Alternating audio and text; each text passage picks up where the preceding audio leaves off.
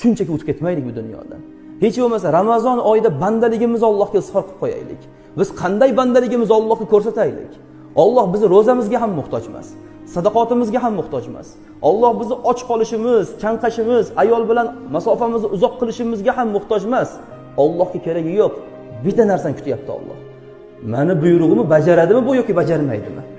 Shuncha narsa berdim men uchun. Allohning roziligi uchun ozgina labbay deydimi yoki yo'qmi? Shuni sinayapti Alloh. Bir oy sinovga kirib ketyapmiz biz. Bu imtihon.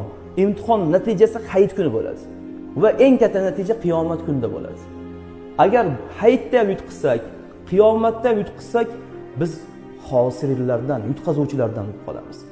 Hayit nimaga berildi desa, shuncha imtihondan qiynalganlar yeb ichsinlar, shodlansinlar, bayram qilsinlar deb Alloh hayitni berib qo'ydi.